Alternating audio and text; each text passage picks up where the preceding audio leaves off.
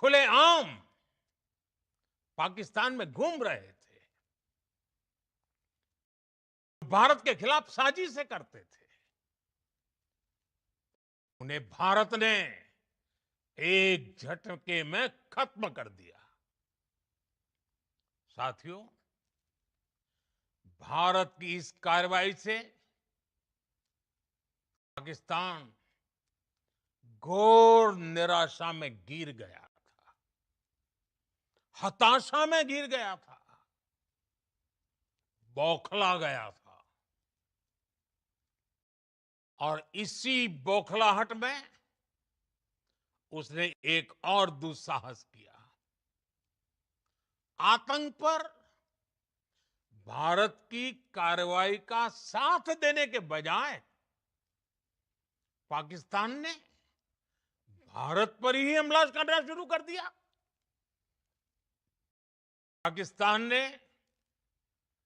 हमारे स्कूलों, कॉलेजों को, गुरुद्वारों को, मंदिरों को, सामान्य नागरिकों के घरों को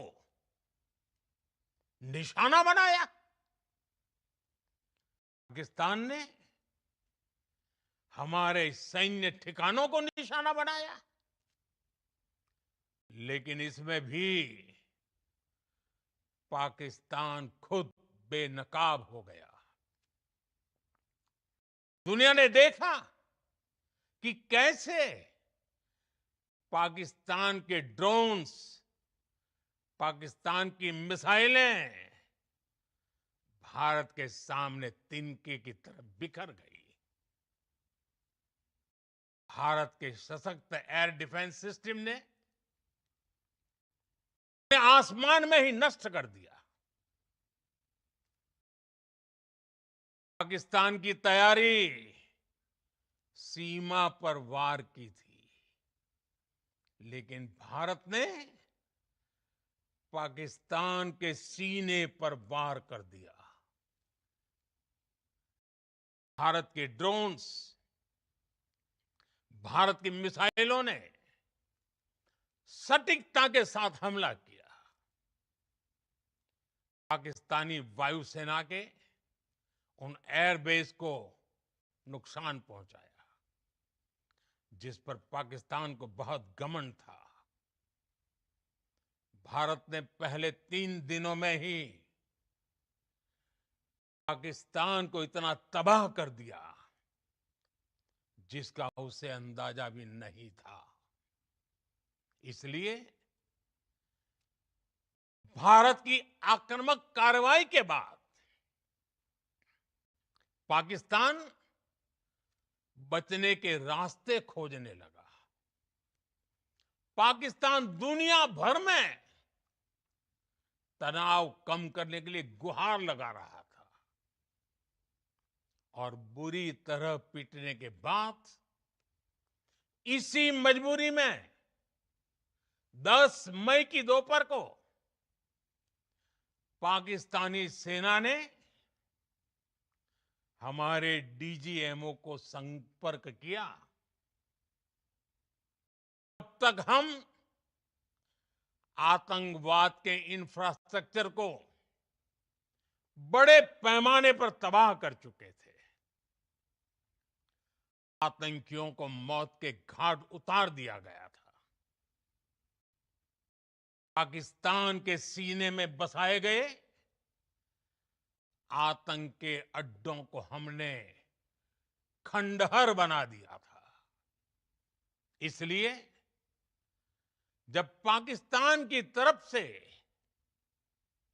गुहार लगाई गई, पाकिस्तान की तरफ से जब ये कहा गया कि उसकी ओर से आगे कोई आतंकी गतिविधि और सैन्य दुस्साहस नहीं दिखाया जाएगा, तो भारत ने भी उस पर विचार किया। और मैं फिर दोहरा रहा हूं, हमने पाकिस्तान के आतंकी और सैन्य ठिकानों पर अपनी जवाबी कार्रवाई को अभी सिर्फ स्थगित किया है।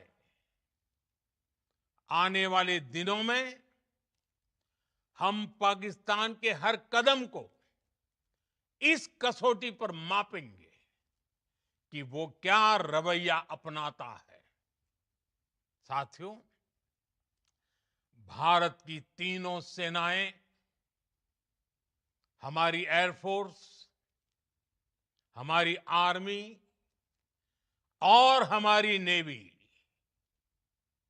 हमारी border security force BSF, Bharat के अर्धसैनिक बल लगातार अलर्ट पर है। सर्जिकल स्ट्राइक और एयर स्ट्राइक के बाद अब ऑपरेशन सिंदूर आतंक के खिलाफ भारत की नीति है। ऑपरेशन सिंदूर ने आतंक के खिलाफ लड़ाई में एक नई लकीर खींच दी है, एक नया पैमाना, न्यू नॉर्मल तय कर दिया है। पहला, भारत पर आतंकी हमला हुआ तो मुंह तोड़ जवाब दिया जाएगा। हम अपने तरीके से, अपनी शर्तों पर जवाब देकर रहेंगे। हर उस जगह जाकर कठोर कार्रवाई करेंगे जहां से आतंक की जड़ें निकलती हैं। दूसरा, कोई भी न्यूक्लियर ब्लैकमेल भारत नहीं सहेगा। न्यूक्लियर ब्लैकमेल की आड़ में पनप रहे आतंकी ठिकानों पर भारत सटीक और निर्णायक प्रहार करेगा। तीसरा, हम आतंक की सरपरस्त सरकार और आतंक के आकाओं को अलग अलग नहीं देखेंगे। ऑपरेशन सिंदूर के दौरान दुनिया ने पाकिस्तान का वो घिनौना सच फिर देखा है। जब मारे गए आतंकियों को विदाई देने पाकिस्तानी सेना के बड़े बड़े अफसर उमड़ पड़े। स्टेट स्पॉन्सर्ड टेररिज्म का ये बहुत बड़ा सबूत है। हम भारत और अपने नागरिकों को किसी भी खतरे से बचाने के लिए लगातार निर्णायक कदम उठाते रहेंगे। साथियों, युद्ध के मैदान पर हमने हर बार पाकिस्तान को धूल चटाई है और इस बार ऑपरेशन सिंदूर ने नया आयाम जोड़ा है। हमने रेगिस्तानों और पहाड़ों में अपनी क्षमता का शानदार प्रदर्शन किया और साथ ही न्यू एज वॉरफेयर में भी अपनी श्रेष्ठता सिद्ध की। इस ऑपरेशन के दौरान हमारे मेड इन इंडिया हथियारों की प्रामाणिकता सिद्ध हुई। आज दुनिया देख रही है 21वीं सदी के वॉरफेयर में made in India defence equipments, इसका समय आ चुका है। साथियों, हर प्रकार के आतंकवाद के खिलाफ हम सभी का एकजुट रहना हमारी एकता, हमारी सबसे बड़ी शक्ति है। निश्चित तौर पर ये युग युद्ध का नहीं है, लेकिन ये युग आतंकवाद का भी नहीं है। टेररिज्म के खिलाफ जीरो टॉलरेंस ये एक बेहतर दुनिया की गारंटी है। साथियों, पाकिस्तानी फौज, पाकिस्तान की सरकार जिस तरह आतंकवाद को खाद पानी दे रहे हैं,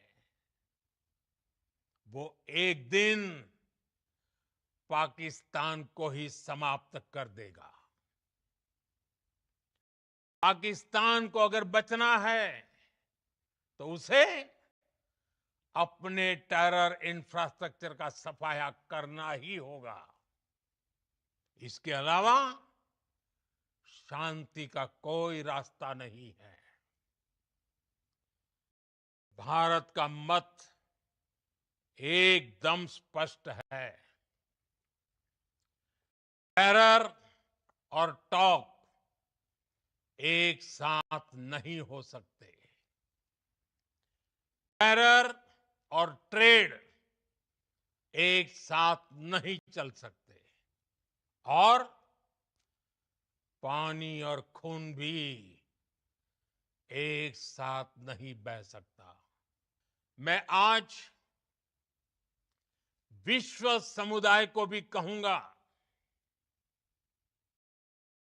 हमारी घोषित नीति रही है,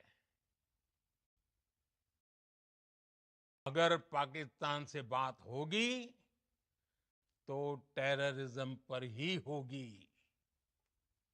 अगर पाकिस्तान से बात होगी तो पाक ऑक्युपाइड कश्मीर, पीओके, उस पर ही होगी। प्रिय देशवासियों, आज बुद्ध पूर्णिमा है। भगवान बुद्ध ने हमें शांति का रास्ता दिखाया है। शांति का मार्ग भी शक्ति से होकर जाता है। मानवता शांति और समृद्धि की तरफ बढ़े, हर भारतीय शांति से जी सके, विकसित भारत के सपने को पूरा कर सके, इसके लिए भारत का शक्तिशाली होना बहुत जरूरी है। और आवश्यकता पड़ने पर इस शक्ति का इस्तेमाल भी जरूरी है।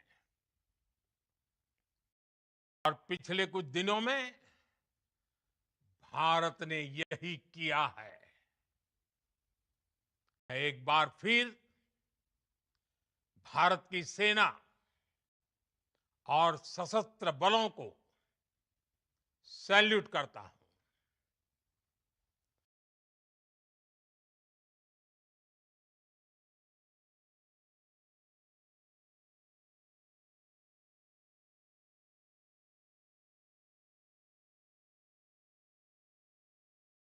बीते दिनों में देश का सामर्थ्य और उसका संयम दोनों देखा है।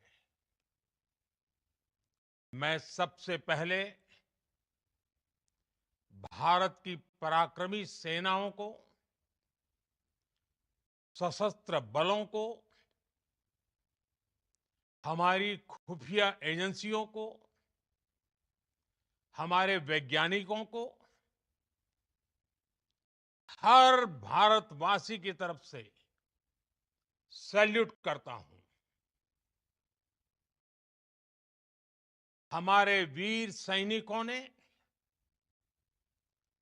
ऑपरेशन सिंदूर के लक्ष्यों की प्राप्ति के लिए असीम शौर्य का प्रदर्शन किया। मैं उनकी वीरता को, उनके साहस को, उनके पराक्रम को आज समर्पित करता हूं। हमारे देश की हर माता को, देश की हर बहन को और देश की हर बेटी को ये पराक्रम समर्पित करता हूं। साथियों, 22 अप्रैल को पहलगाम में आतंकवादियों ने जो बर्बरता दिखाई थी, उसने देश और दुनिया को झकझोर दिया था। छुट्टियां मना रहे निर्दोष मासूम नागरिकों को धर्म पूछकर उनके परिवार के सामने, उनके बच्चों के सामने बेरहमी से मार डालना, ये आतंक का बहुत विभत्स चेहरा था, क्रूरता थी।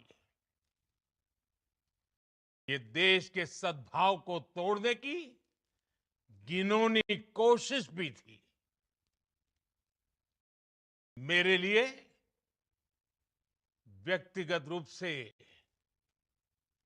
ये पीड़ा बहुत बड़ी थी।